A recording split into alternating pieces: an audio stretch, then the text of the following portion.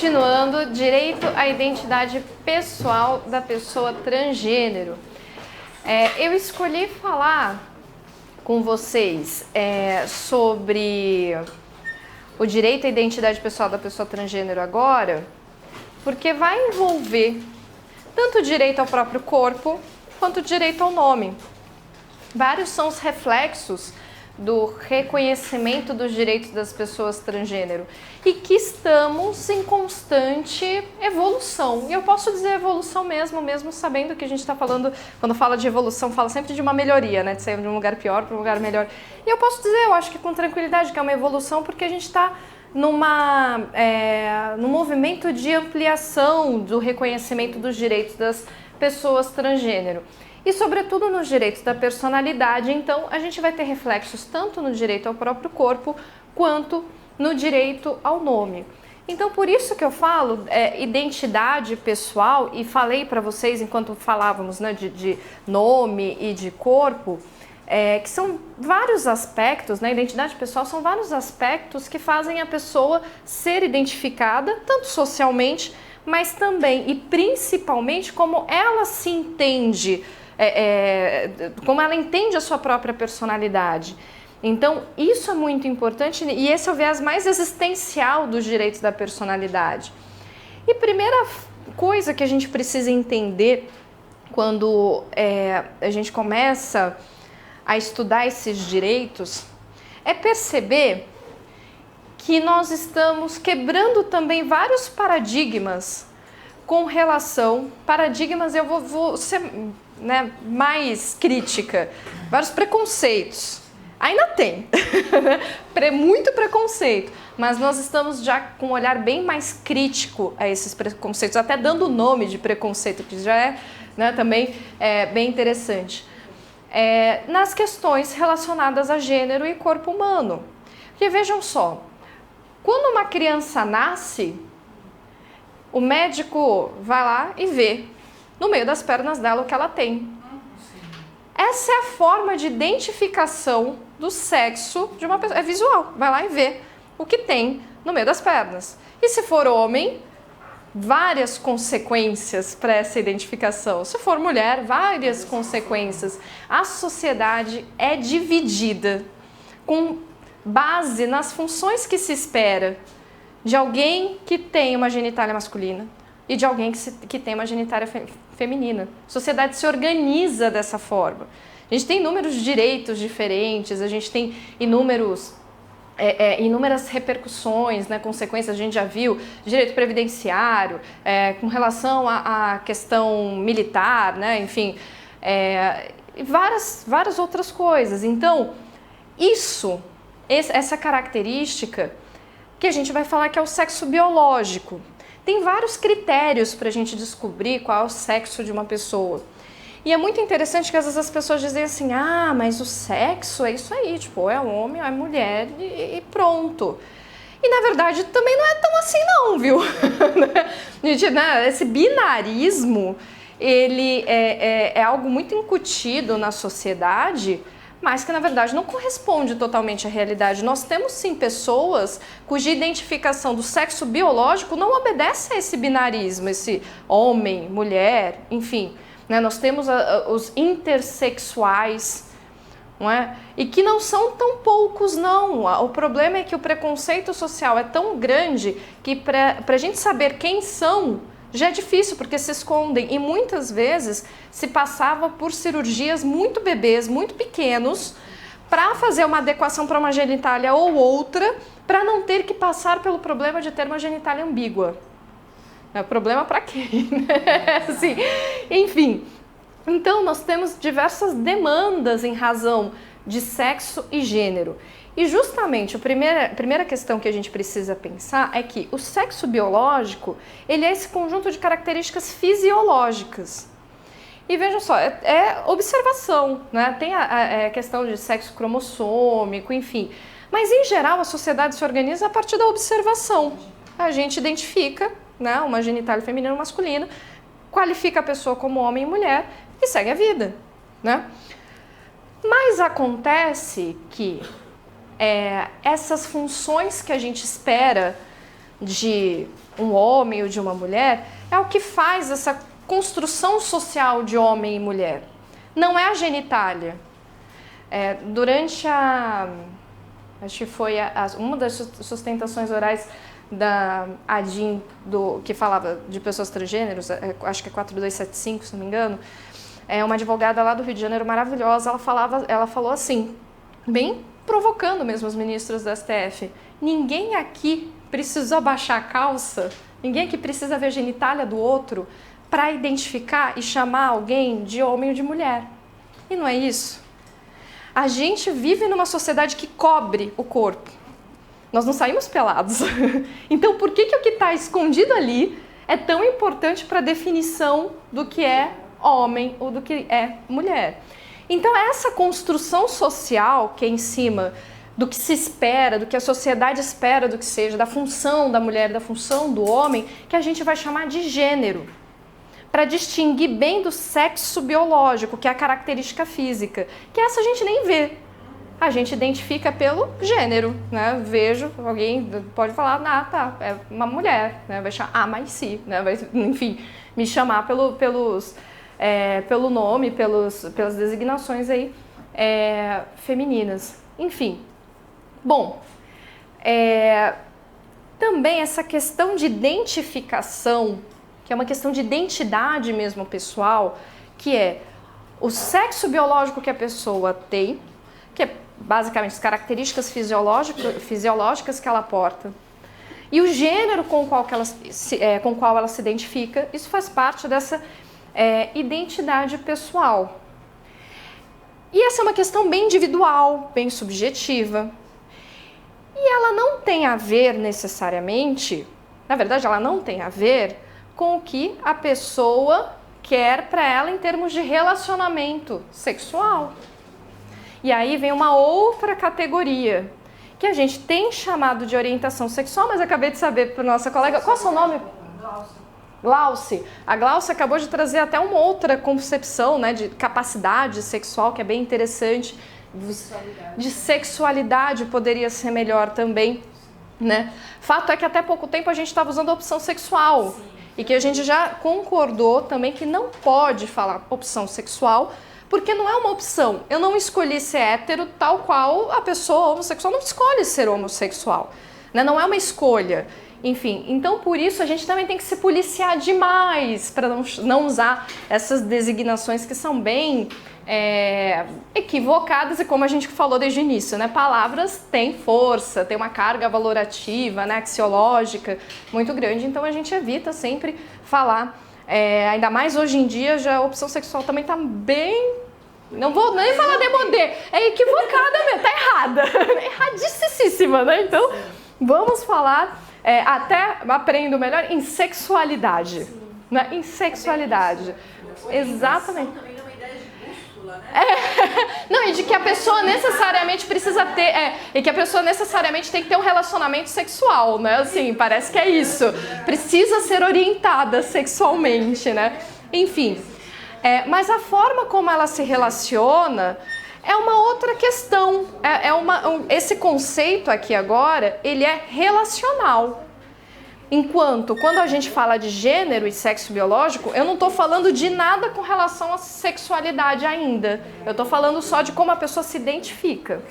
Bom, e aí por isso tem a questão da identidade de gênero, muito mal compreendida, aliás, atualmente, por alguns setores aí da sociedade, mas que na verdade vai dizer respeito à forma como a pessoa, qual o gênero com o qual ela se identifica, que pode não corresponder ao sexo biológico.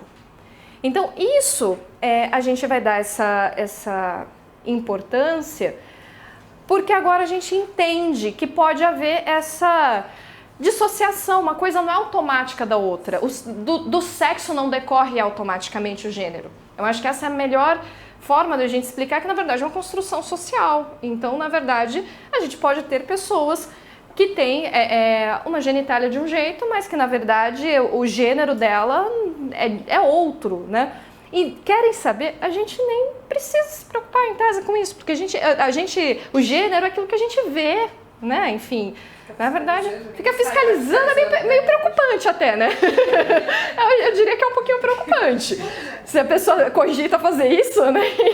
Enfim, um pouquinho preocupante. Mas enfim, a gente tem entrado numa tendência maior de...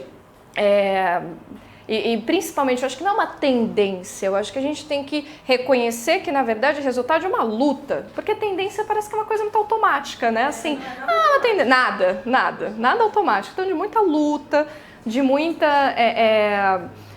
muitas demandas aí, e que agora a gente tem passado por algumas fases no reconhecimento dos direitos das pessoas trans.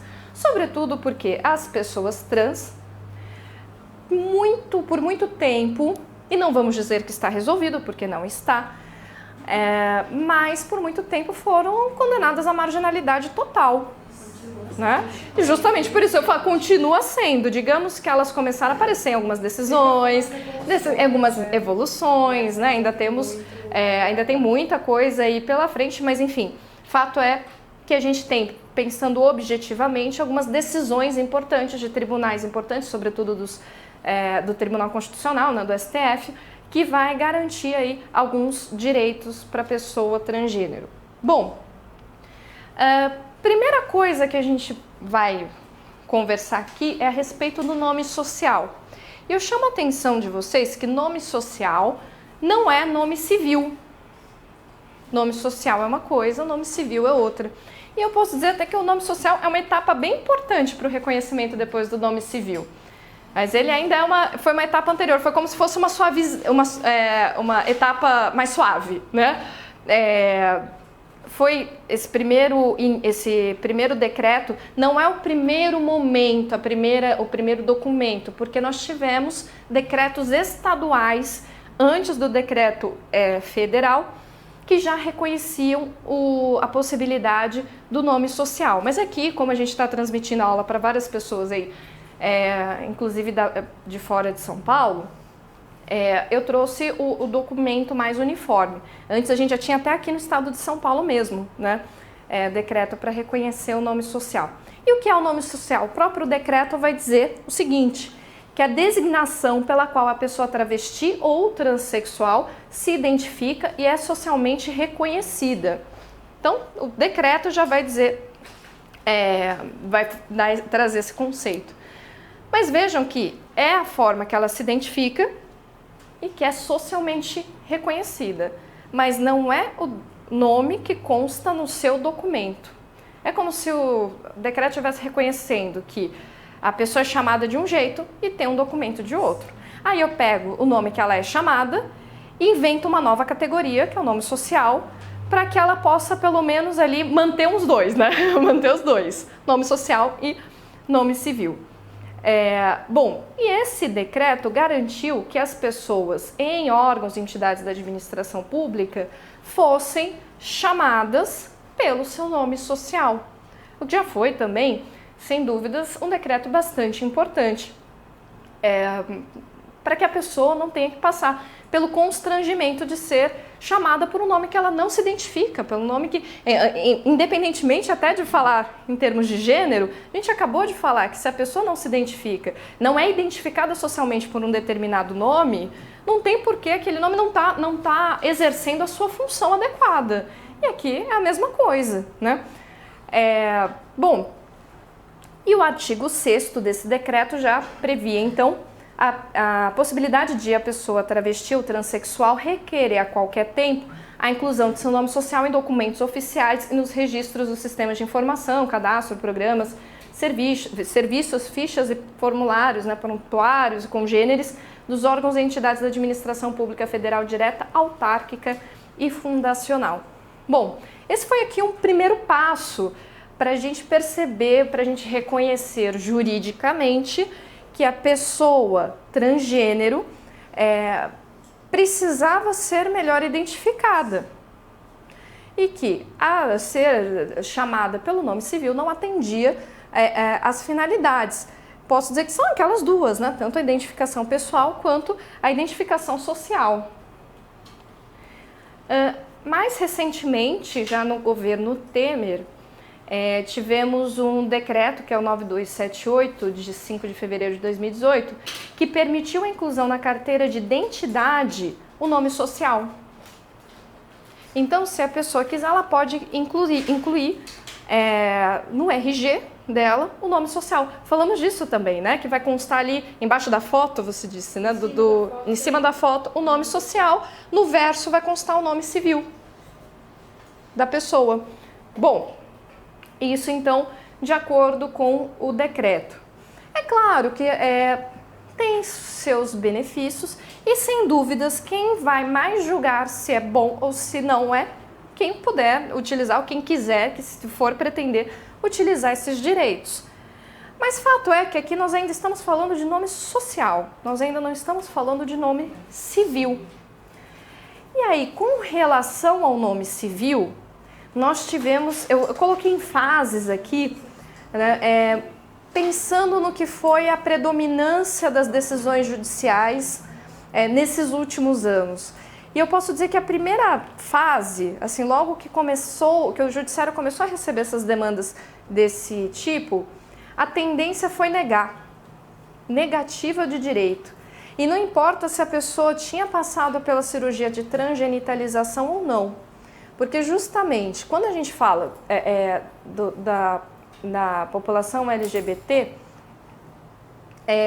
nossas pessoas vão desejar fazer cirurgia de transgenitalização porque elas estarão insatisfeitas com a sua genitália, com o seu sexo biológico.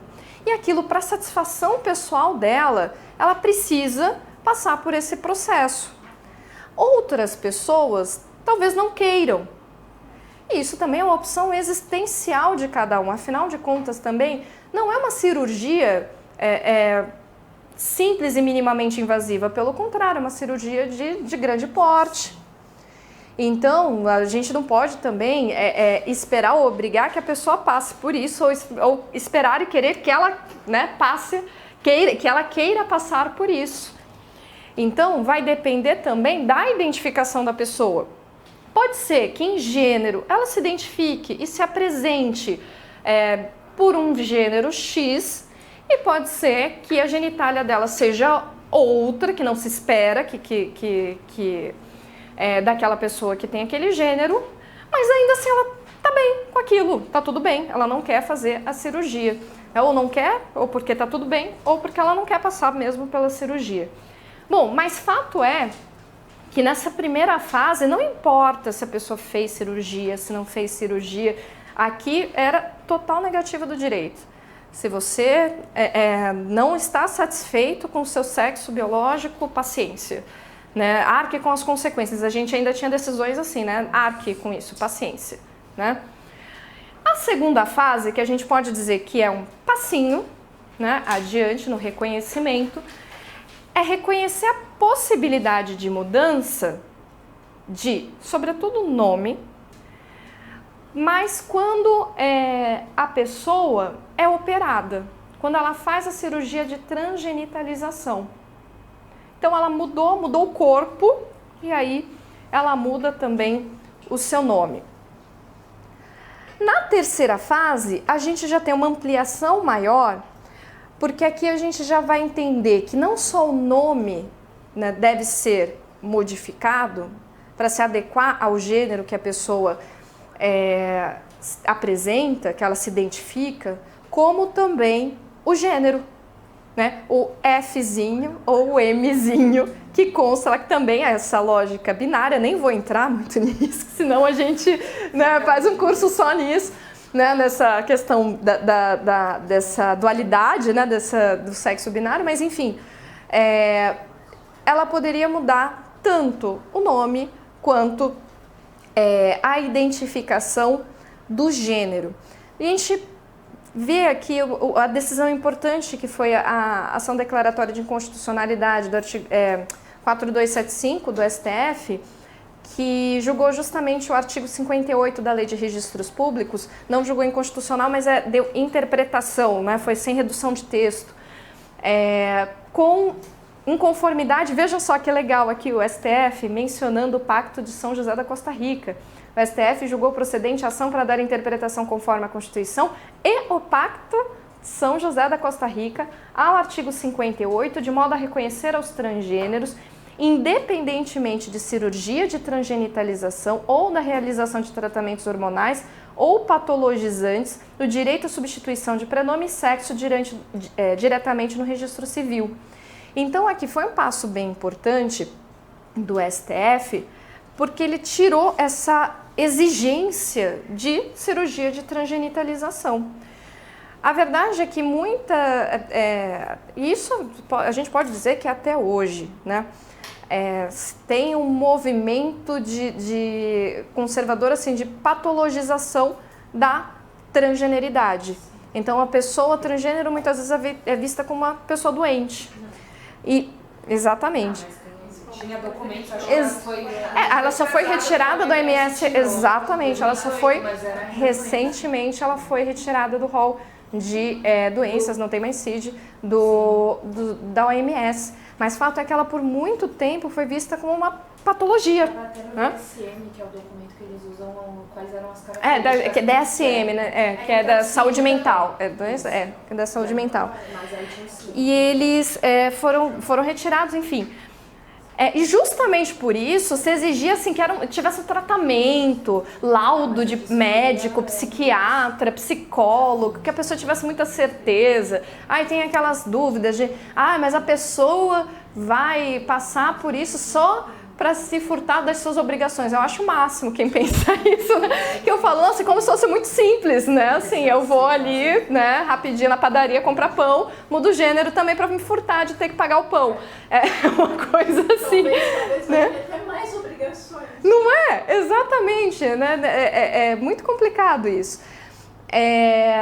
Mas surgiu muito essa discussão e foi boa essa decisão no sentido de dar esse fim a essas discussões, de falar que não é uma condição patológica, que não vai depender de cirurgia, que ninguém pode obrigar uma outra pessoa, você não pode condicionar o exercício de um direito, como o direito ao nome, ou da identidade pessoal, que é o direito da personalidade, a que a pessoa passe por uma cirurgia de grande porte, tipo uma intervenção no próprio corpo.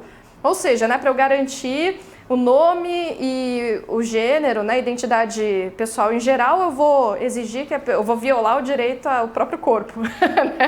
Não faz o menor sentido. Então essa decisão foi bem interessante para garantir isso, garantir o direito à substituição de prenome e sexo diretamente no registro civil, independentemente, inclusive, de processo judicial, né, o que é bem interessante. No cartório diretamente? Isso. Exatamente. Eu já vou falar que tem um provimento que vai regulamentar direitinho logo depois que teve essa decisão. A quarta fase, que eu posso dizer que coloquei uma quarta fase, que é mais um complementozinho do que foi julgado ali na ADIM 4275, porque o caso que foi colocado aqui sub júdice, nesse recurso extraordinário, questionava justamente a respeito do sigilo dessa informação. Porque tudo bem, se garantiu que fosse feita a alteração, fossem feitas as alterações, né, tanto de nome quanto de sexo, mas como deveria ser feita essa alteração? Dependendo de como ela for feita, vai ficar lá no registro, que também é você vai tirar uma certidão, né, aí vai aparecer na certidão a pessoa verbou uma mudança de nome e gênero aqui. Ou seja, vai ficar vexatório. E sem contar que vai violar a privacidade da pessoa, né? Mas estava acontecendo isso, estava tendo esse tipo de divergência nos tribunais. Porque se falava assim, mas e os interesses de terceiros de saberem, né, Oi? Eu fico muito revoltada. Não, mas e o interesse dos terceiros, né, de se saber Diga. O que acontece a gente tira a certidão sem mencionar nada e se vai tirar um RG, por exemplo, a pessoa do Poupatempo liga e confirma. Isso, que é para resguardar, ou seja, não pode deixar no papel, não pode deixar registrado. Graças a esse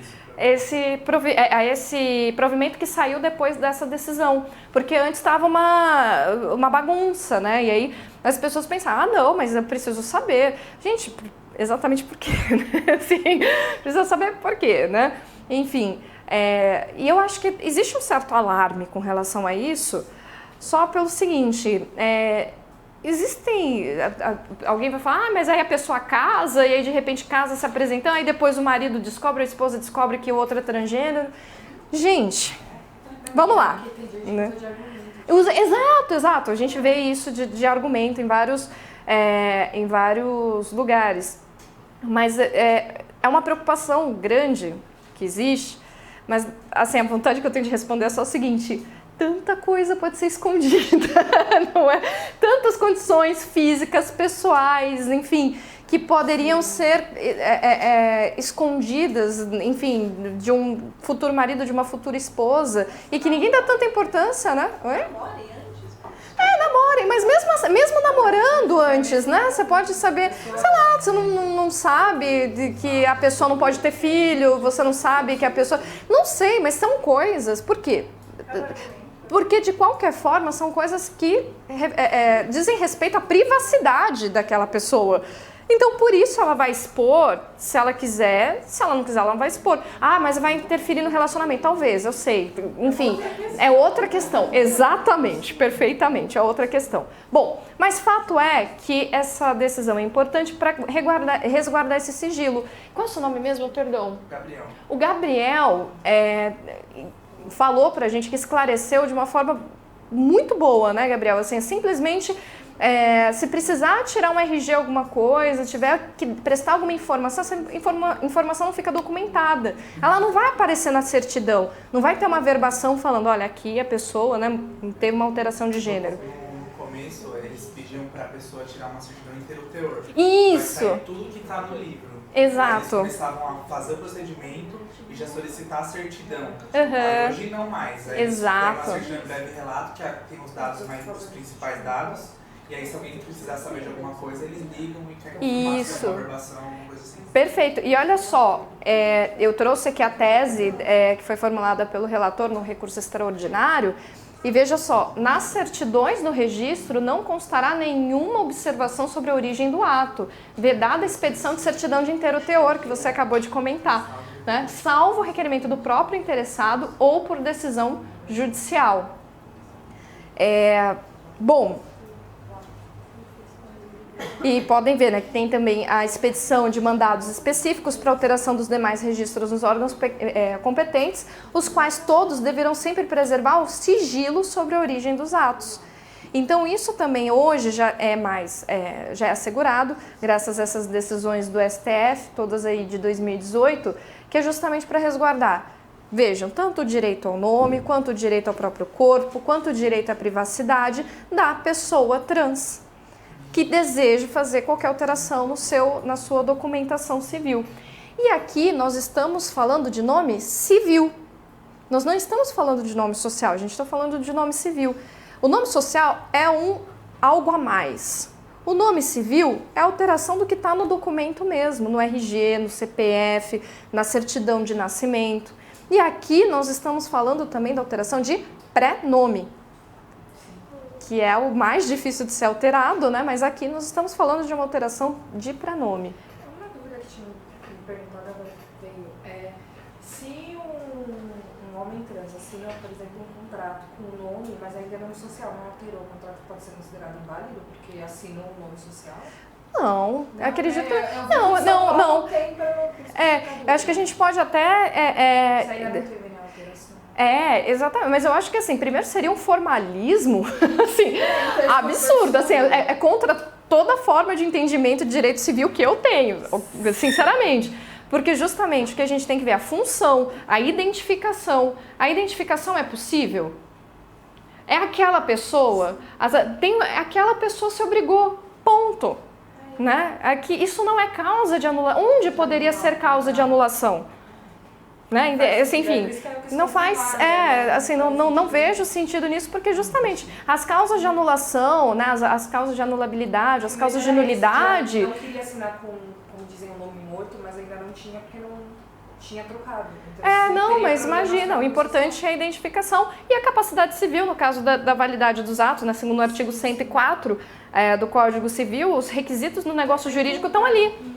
Entendeu? Não dá para eu ficar criando muita coisa, né, assim, a respeito de nulidade e anulabilidade, sobretudo se for para discriminatória, né, assim, para, enfim, dificultar o exercício de algum direito, né. Diga. As pessoas que conseguiram alterar o registro civil, elas têm alguma implicação quanto às questões previdenciárias? A quantidade de contribuições de anos? E eu e a Glaucia estávamos conversando exatamente sobre isso no intervalo, não foi, Glaucia?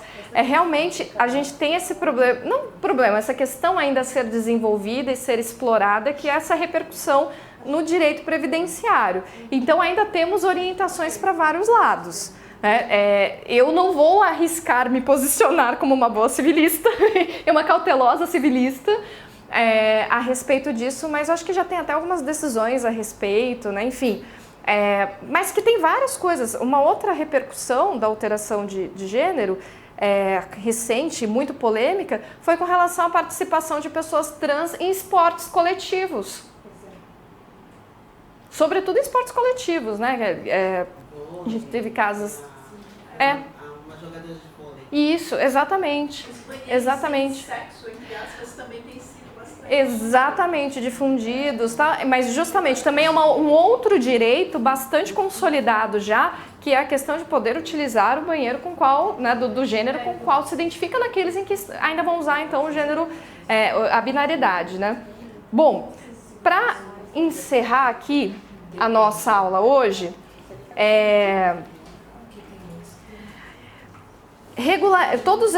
toda essa questão foi regulamentada pelo provimento 73 do CNJ. Então, logo que saiu a decisão do STF, veio o provimento para explicar, então, como seria feita essa alteração. Como seriam feitas essas alterações. Então, a gente tem que toda pessoa maior de 18 anos pode fazer o pedido. Então, aqui é o pedido extrajudicial. Não é necessário judicializar a questão. Ela pode pedir alteração e averbação do prenome e do gênero, a fim de adequá-los à identidade. Não depende de autorização judicial, comprovação de realização de cirurgia, tratamento hormonal, assim como também não é necessária a apresentação de laudo médico ou psicológico. Então, basta a autodeclaração. Não é necessário. Eu tô falando que seria absurdo. Exatamente. Não é necessário. Oi? Alguns casos envolvendo crianças.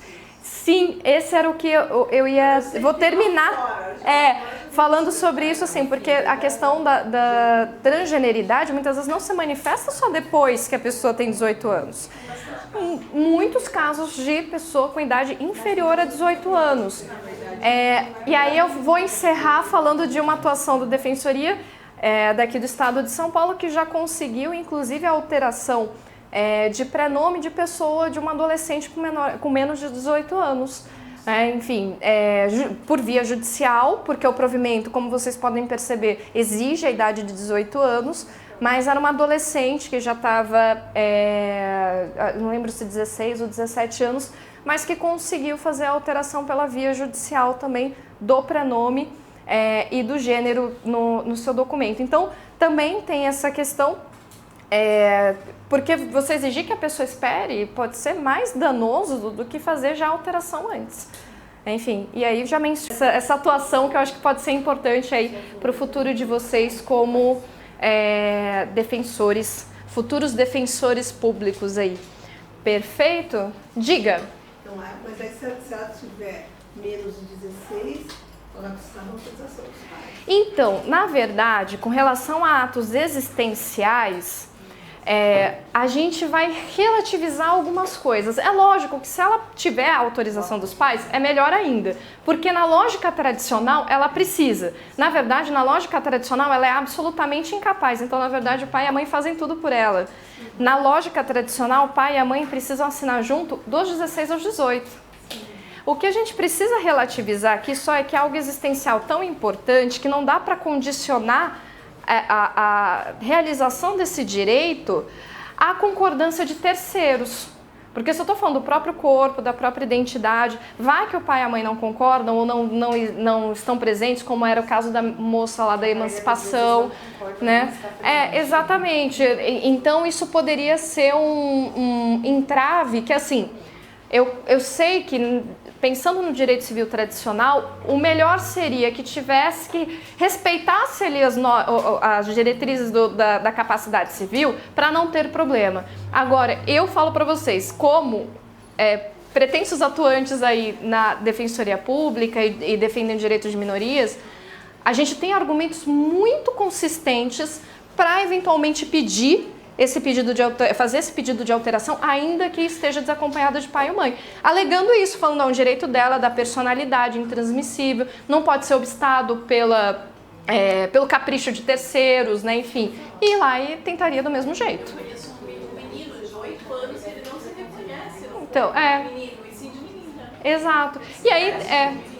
E aí a gente tem essas incoerências que, assim, se também não fizer nada e ignorar, poderia ser prejudicial para ele, né? Até bem traumático, vexatório, né? Enfim. Então, assim, são coisas que eu falo, faço todas essas ressalvas porque eu sei que na teoria tradicional seria necessário, seria uma coisa. Mas se você estiver diante de um caso desse, se você for defensora pública, por exemplo, eu não quero que você se abata e fale assim, ai, não vai dar, puxa, que pena. Não, você tem fundamentos jurídicos bastante consistentes em direitos humanos, direitos fundamentais, direitos da personalidade, que você pode, de repente, conseguir dar seguimento a isso. Perfeito? Tá bom? Pessoal, muito obrigada. Amanhã continuamos para a nossa última aula e falaremos de início e fim da personalidade civil. Perfeito? E mais alguma coisa? Domicílio, residência, vamos lá. Tá bom? Muito obrigada. Muito obrigada.